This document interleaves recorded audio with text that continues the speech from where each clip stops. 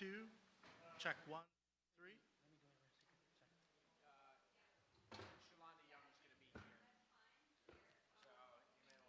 Testing 1, 2, 3, 4, 5, 6, 7, 8, 9, 10. Go higher, Josh, PA. Testing 1, 2, 3, 4, 5, 6, 7, 8, 9, 10.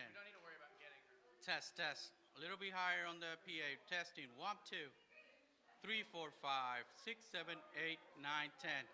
Test 1, 2. All right, hold up. Testing 1, 2, 3, 4, 5, 6, 7, 8, 9, 10. Test, test. 1, 2, 3, 4, 5.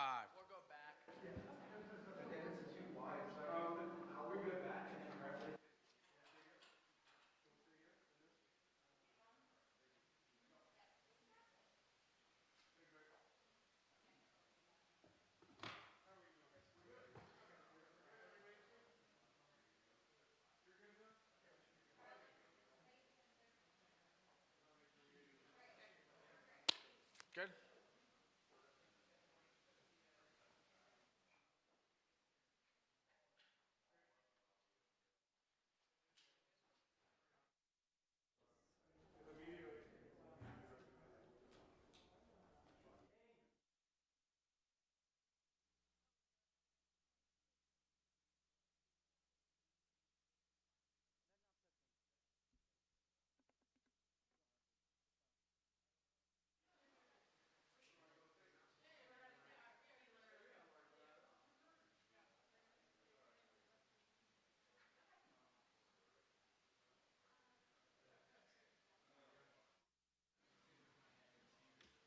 Audio check 1 2 1 2.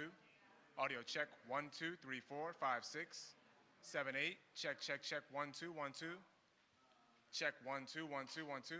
Audio check 1 2. Check check check. Luis, how does that sound? All right.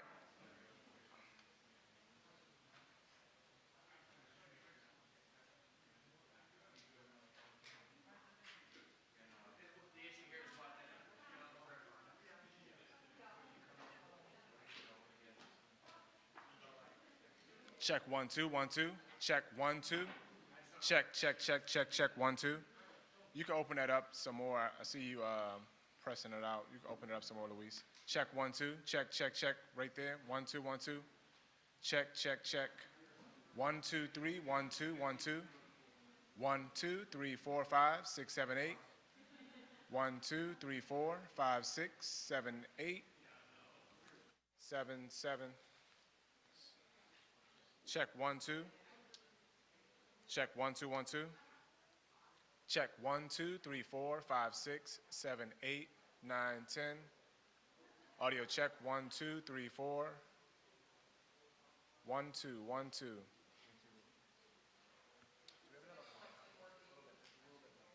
Say it again. 10 more dB. Okay. Hey, MC said they could use about 10 more dB on that POTUS mic, Luis. Okay. 1 2 1 2. Check 1 2 1 2.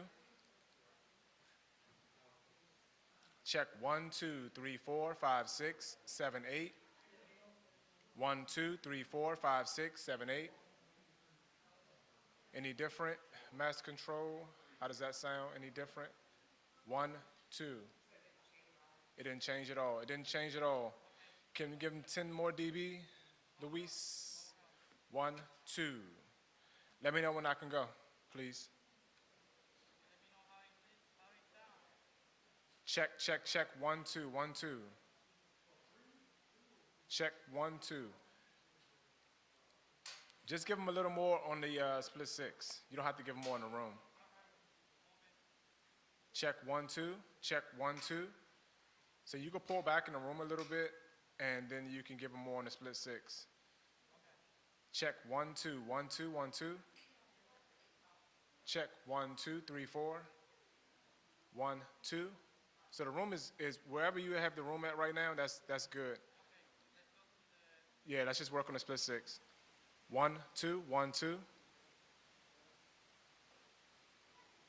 Check 1, 2, 3, 4. Audio check 1, 2. Audio check 1, 2. Audio check 1, 2.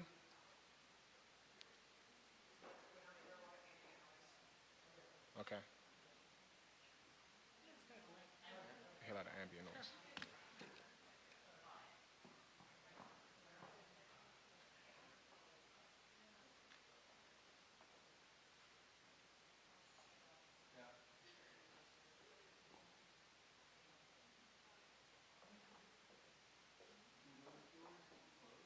They'll close it behind him, yeah.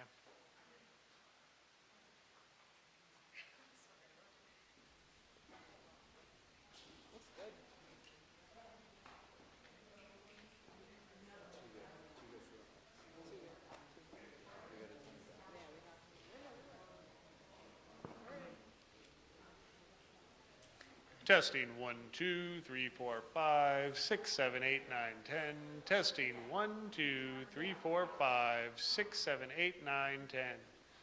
Testing 1, 2, 3, 4, 5, 6, 7, 8, 9, 10.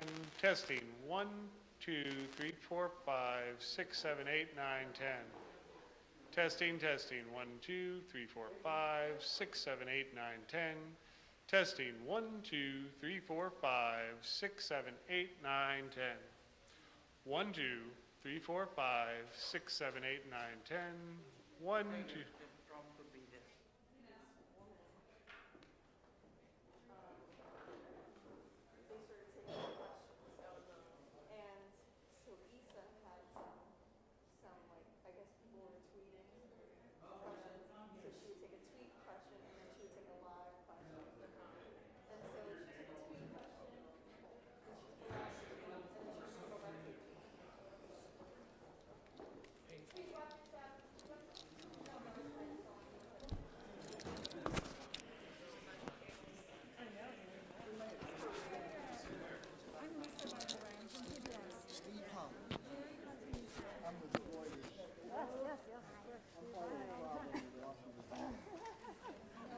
LD, I can't believe you don't know Steve Hall. So stunned by that. We haven't met in person. Really? I mean, you know, I'm a hillman. Thank you. I guess I see you in all the parts of my life, so.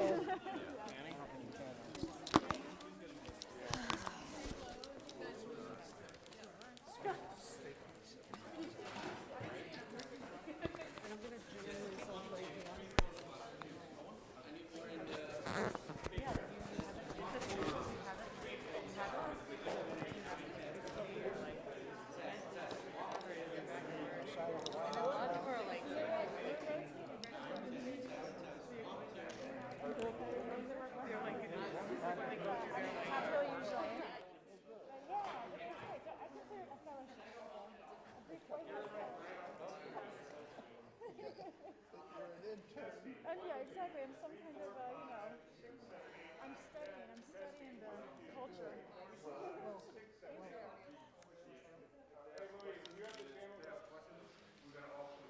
Testing, yeah, testing 1, 2, 3, 4, 5, 6, 7, 8, 9, 10.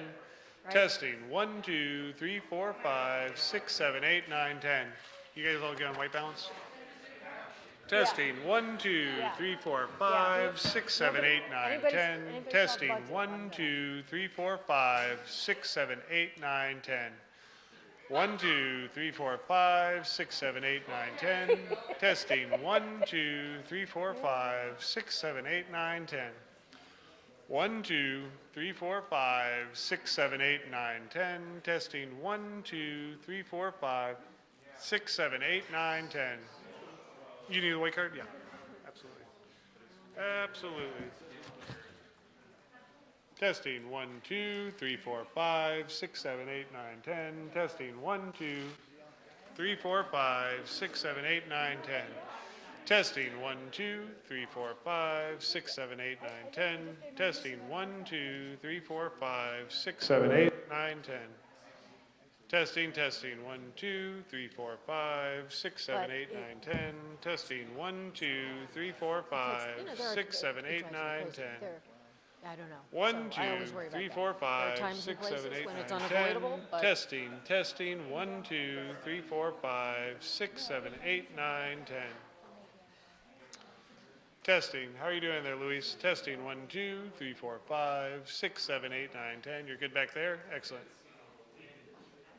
Check, check, check, check. 1, 2.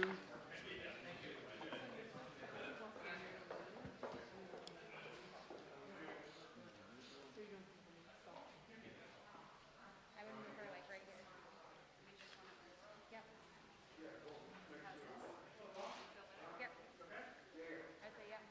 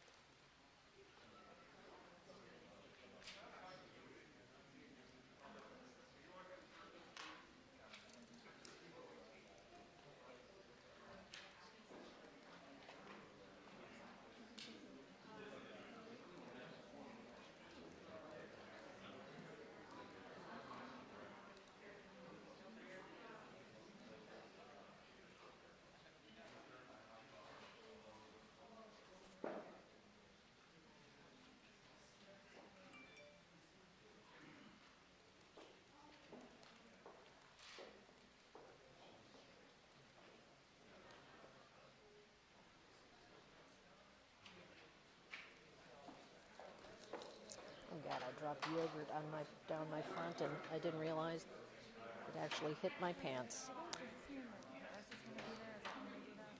Do what? Could be. Thank you.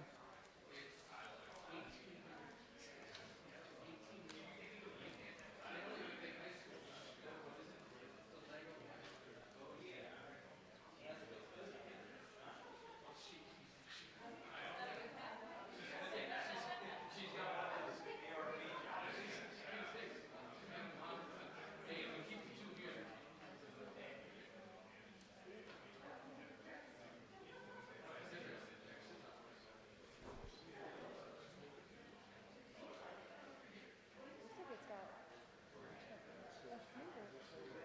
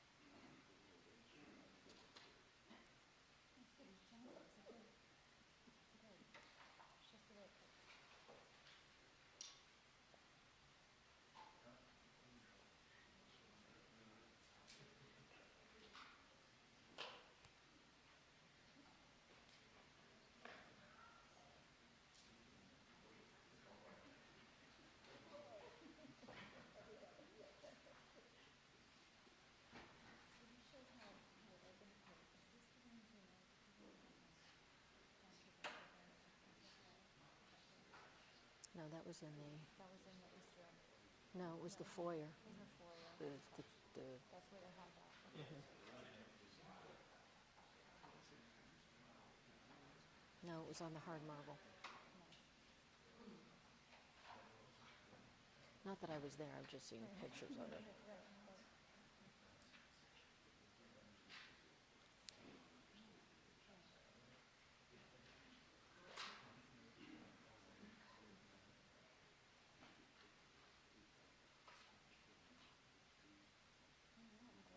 Like in the, oh, nice.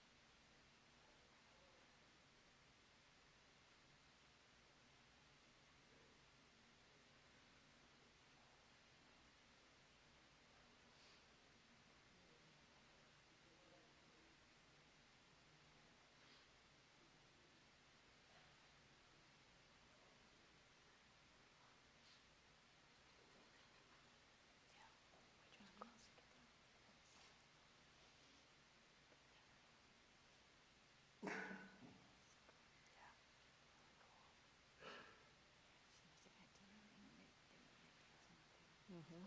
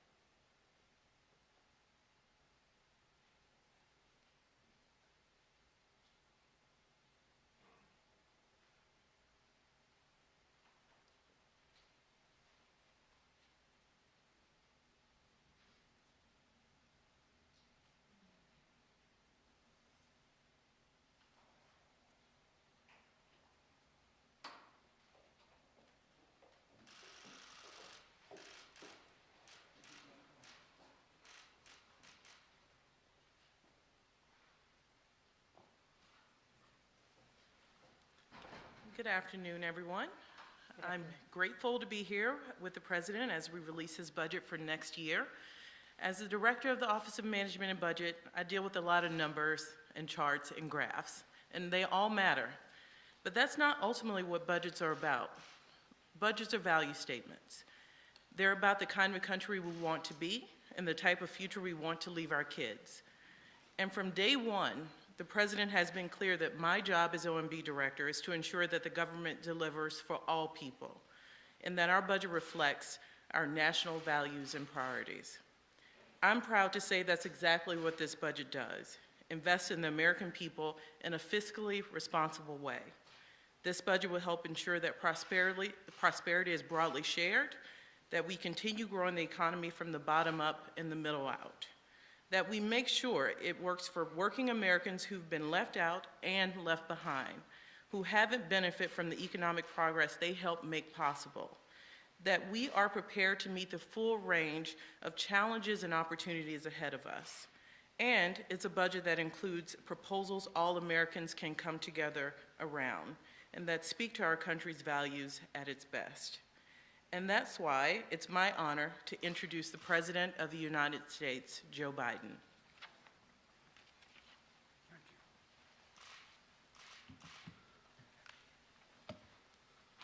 Well, good afternoon, folks. It's been a busy couple days for all of you. Let me begin by saying that, thanking Director Young. You know, you've heard me say this before over the years. My dad had an expression. He said, "Don't tell me what you value. Show me your budget. I'll tell you what you value. Don't tell me what you value. Show me your budget, and I'll tell you what you value." Well, the budget I'm releasing today sends a clear message to the American people that what we value. First, fiscal responsibility. Second, safety and security. And thirdly, the investments needed to build a better America. The first value is fiscal responsibility.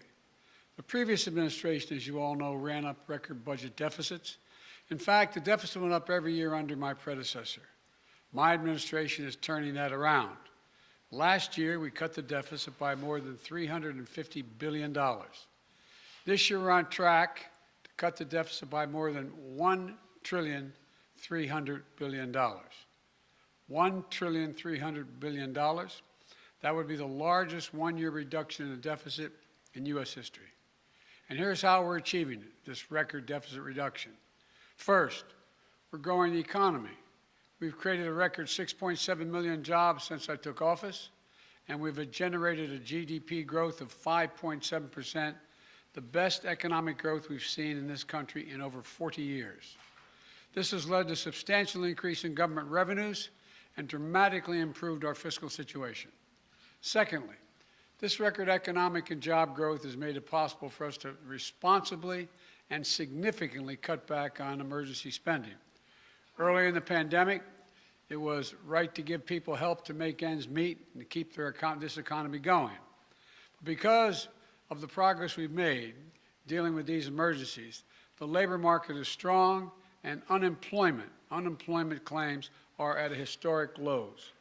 We ended the pandemic unemployment assistance programs because Americans are back to work. I'm calling for new pandemic subsidies for large businesses to not continue those because those businesses are back and moving again as well. But because we have to put this economy in a strong foundation, even the Delta and Omicron variants of COVID-19 and the cost of Putin's aggression in Ukraine have not required an additional fiscal package for state and local governments. But we still spend what we need to spend to continue to fight COVID. But those expenditures will be dramatically less than last year. Compared to 2020, we're reducing the size of the deficit relative to our economy by almost 2/3, reducing inflationary pressures, and making real headway cleaning up the fiscal mess I inherited. After my predecessor's fiscal mismanagement, we were reducing the Trump deficits and returning our fiscal house to order. Now, the budget I'm releasing today will continue this approach.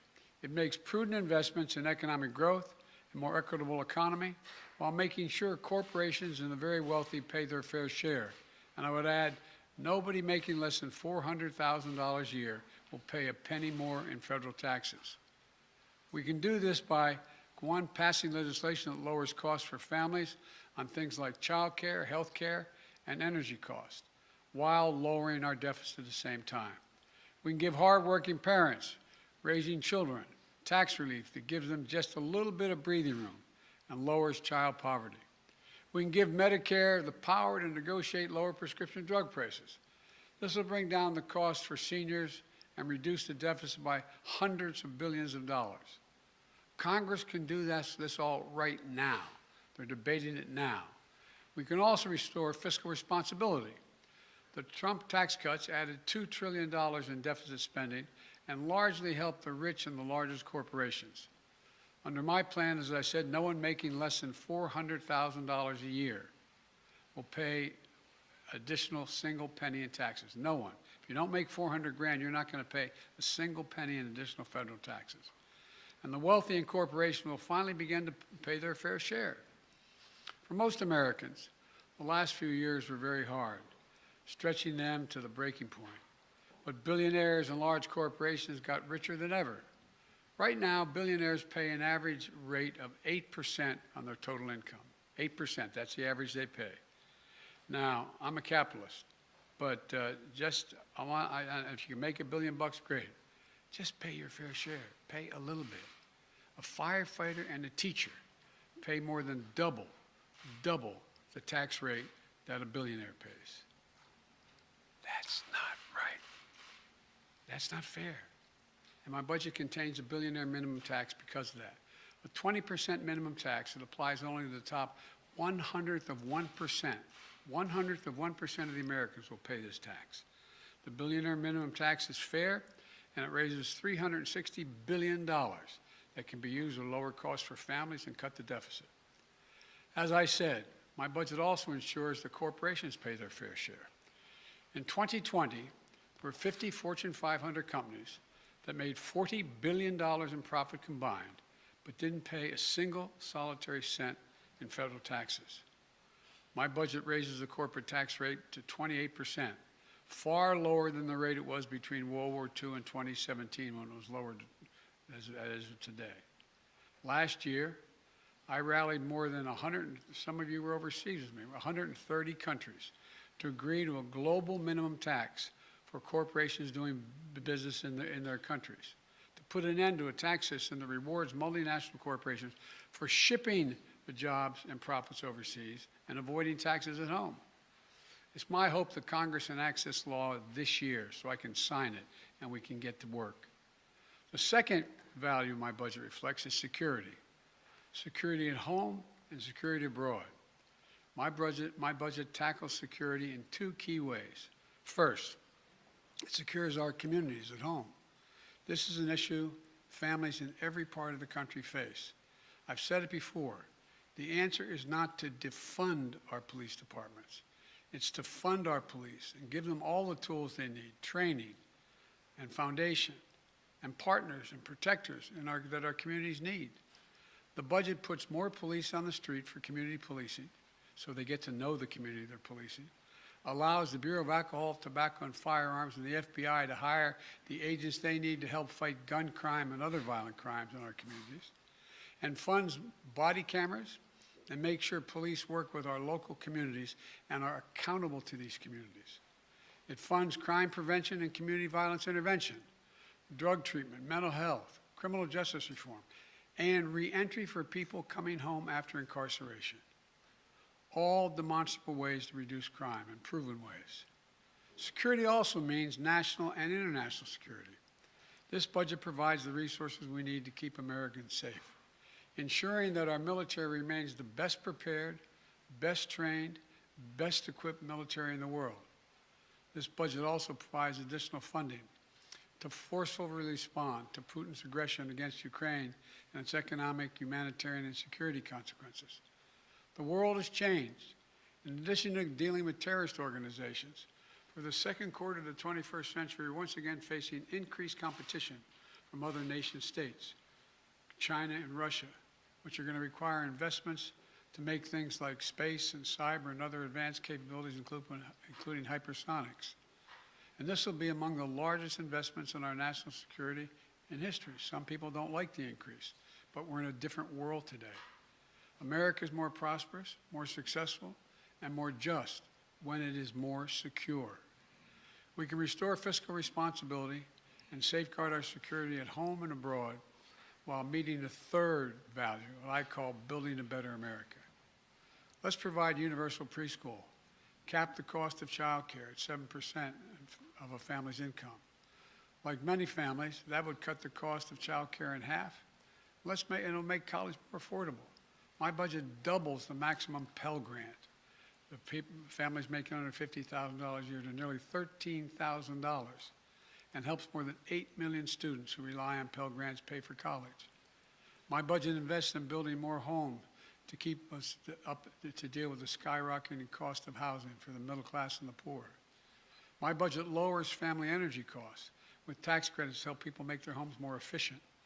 Research and development to broaden the reach of solar and build a clean energy future.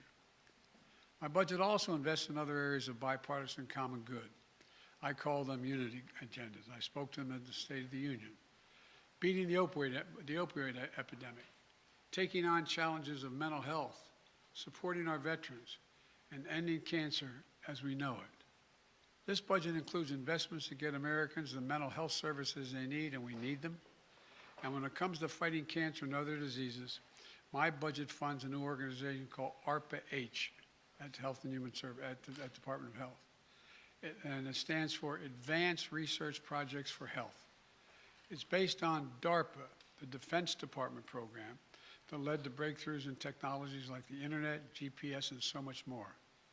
ARPA-H will drive breakthroughs to prevent, detect, and treat diseases, including Alzheimer's, diabetes, cancers, and more. And here's what this all adds up to.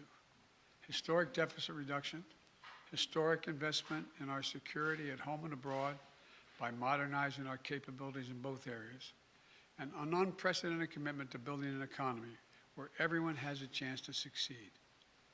A plan to pay for those investments that we need as a nation. That's what we do. So I look forward to working with the members of Congress, Democrats, Republicans, and Independents, to deliver this budget and keep delivering for the American people. I want to thank you all, and God bless you all, and may God protect our troops. Let me, Kelly O'Donnell, NBC. Thank you, Mr. President. Do you believe what you said? Thank you, sir. Do you believe what you said, that Putin can't remain in power? Or do you now regret saying that because your government has been trying to walk that back? Did your words complicate matters? Well, you asked 3 different questions. I'll answer them all. Number one, I'm not walking anything back. The fact of the matter is I was expressing the moral outrage I felt toward the way Putin is dealing and the actions of this man. Just brutality. Half the children in Ukraine. I just come from being with those families. But I want to make it clear, I wasn't then, nor am I now, articulating a policy change. I was expressing the moral outrage that I feel, and I make no apologies for it. Personal feelings, sir. Your personal feelings? My personal feelings.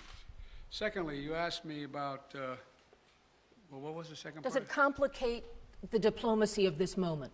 No, I don't think it does. You know, the fact is that we're in a situation where what complicates the situation at the moment is the escalatory efforts of Putin to continue to engage in carnage, the kind of behavior that makes the whole world say, my God, what is this man doing? That's what complicates things a great deal, but I don't think it complicates it at all. Let me go to Steve Holland, Reuters. Mr. President, thank you. When you say that you're not walking anything back, you do feel that Vladimir Putin should be removed from power? Is that what you're saying? No, what I was expressing, just what I said. I was expressing the moral outrage I felt towards this man. I wasn't articulating a policy change. And I think that, you know, he continues on this course that he's on. he is going to become a pariah worldwide, and who knows what he becomes at home in terms of support. And just to follow up, are you concerned this remark might escalate the conflict? No, I'm not. I'm not at all. Look, Thank you.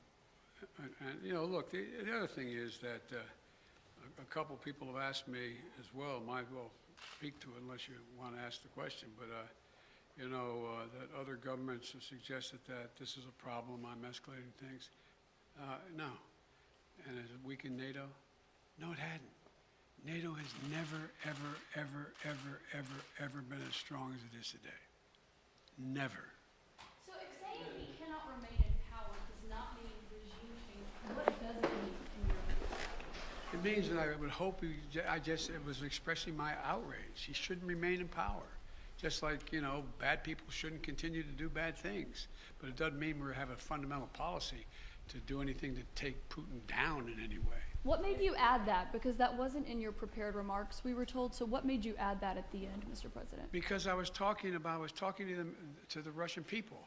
The last part of the speech was talking to the Russian people, telling them what we thought. And I was communicating this to not only the Russian people, but the whole world. This is just stating a simple fact that this kind of behavior is totally unacceptable. Totally unacceptable. And the way to deal with it is to strengthen and keep NATO completely united and help Ukraine where we can.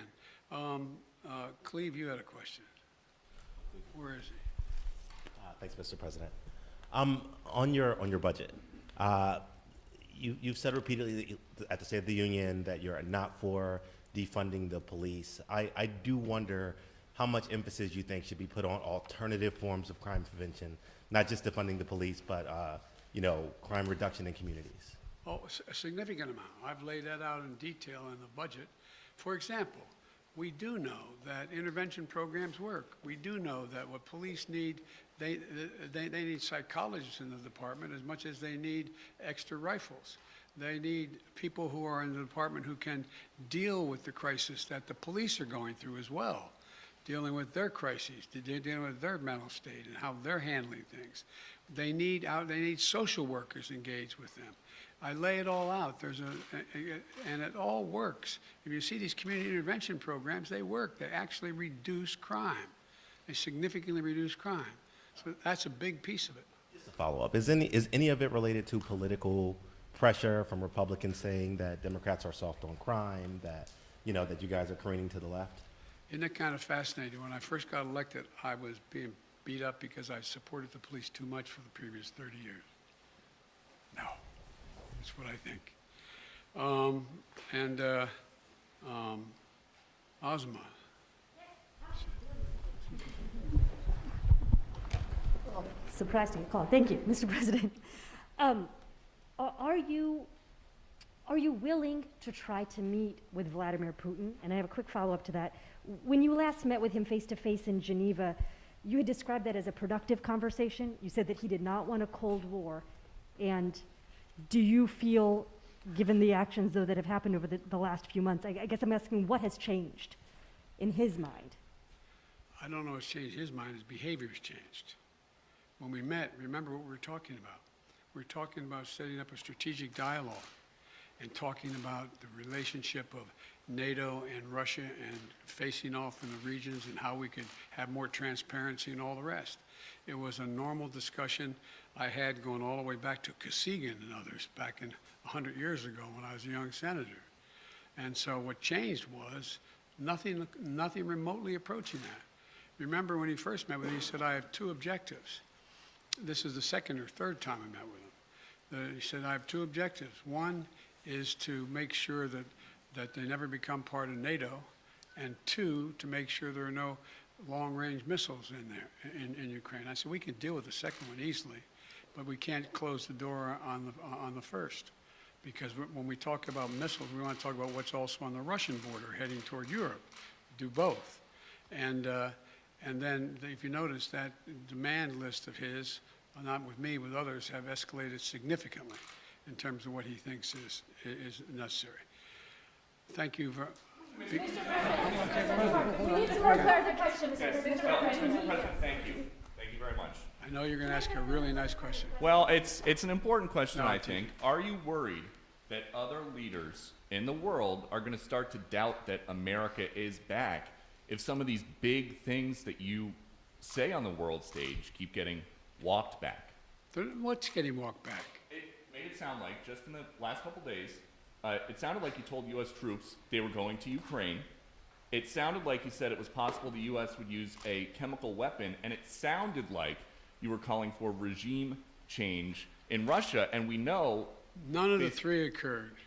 none of the three occurred. None of the three. Mr. President? You interpret the language that way. I was talking to the troops. We're talking about helping train the troops that are the Ukrainian troops that are in Poland. That's what the context. I sat there with those guys for a couple hours. That's what we talked about. So when you said you're going to see when you're there, you were not intending to I was say US referring to troops. meeting with and talking with the Ukrainian troops that were in Poland. And when you said a chemical weapon use by Russia would trigger a response in kind, It will trigger a significant response. what does that mean? I'm not going to tell you. Why would I tell you? You got to be silly. The world wants to know. The world wants to know a lot of things. I'm not telling them what the response would be. Then Russia knows the response. All right, I'm going to take two more questions. One, two. Mr. President, thank you. I still want to get back to your original words that he cannot remain in power. Can you help us understand, you have more foreign policy experience than any president who has ever held this office. Whether those are your personal feelings or your feelings as president, do you understand why people would believe you, as someone commanding one of the largest nuclear arsenals in the world, saying someone cannot remain in power is a statement of U.S. policy? And also, are you concerned about propaganda use of those remarks by the Russians? No and no. Tell me why. You have so much experience. You are the leader of this country. Because it's ridiculous. Nobody believes we're going to take down. I was talking about taking down Putin. Nobody believes that. Number one. Number two, what have I been talking about since this all began? The only war that's worse than one intended is one that's unintended. The last thing I want to do is engage in a land war or a nuclear war with Russia. That's not part of it. I was expressing my outrage at the behavior of this man. It's outrageous. It's outrageous. And it's more an aspiration than anything. He shouldn't be in power. People like this shouldn't be ruling countries, but they do. The fact they do, but doesn't mean I can't express my outrage about it. Last question. Thank you. You've said that you're confident that your comment won't undermine diplomatic efforts. But just to be clear, are you confident that Vladimir Putin sees it that way, that he will not use this as an escalatory? I don't care what he thinks. Look, here's the deal. He's going to do what he's going to do. Putin, look. But you're not concerned that he may see your language and view that as a sign of a reason for escalation, use that as an excuse to escalate, given his recent behavior? Given his recent behavior, you should, excuse me, I shouldn't say that to you. Given his recent behavior, people should understand that he is going to do what he thinks he should do, period. He's not affected by anybody else, including, unfortunately, apparently his own advisors. This is a guy who goes to the beat of his own drummer. And the idea that he is going to do something outrageous because I called him for what he was and what he's doing, I think is just not rational. You didn't say whether you'd meet him again. Would you meet with President Putin ever again? It depends. No, it's not a question of the question is there something to meet on that would justify him being able to end this war and be able to rebuild Ukraine? That's the issue. Can you just say, sorry, can you say yes or no, Mr. President, whether or not you would be willing to meet with President Putin It depends on what he wants to talk about. Thank you. Okay, last question. What if he wanted to talk about negotiations? Now, what if he Hello, wanted to? you said Supreme Court. Now, don't play that. Well, you can't leave that hanging. You're- Just real quick, two matters on the Supreme Court. While you were away, there were reports about the wife of Justice Thomas and texts that she had with former White House Chief of Staff Mark Meadows. Should Justice Thomas recuse himself from any cases involving the January 6th insurrection or former President Trump at this point? I'd leave that to two entities. Okay, go ahead.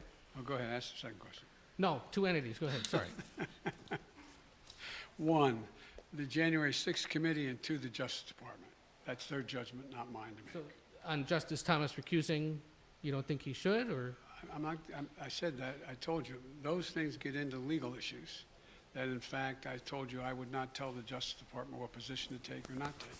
And I'm not going to instruct the Congress either.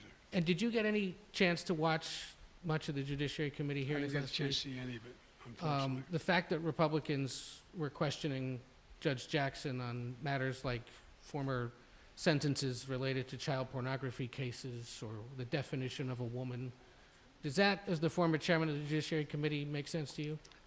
Look, this is one of the most qualified nominees ever nominated for the Supreme Court in every respect, in terms of her disposition, her intellectual capacity, her experience and background, serving on three additional courts, a woman who is totally, thoroughly qualified, and will be a great addition to the court in my view. Thank you. Thank you, Mr. President. Thank you, sir. Do you think that Russia is behind the alleged poisoning of those Ukrainian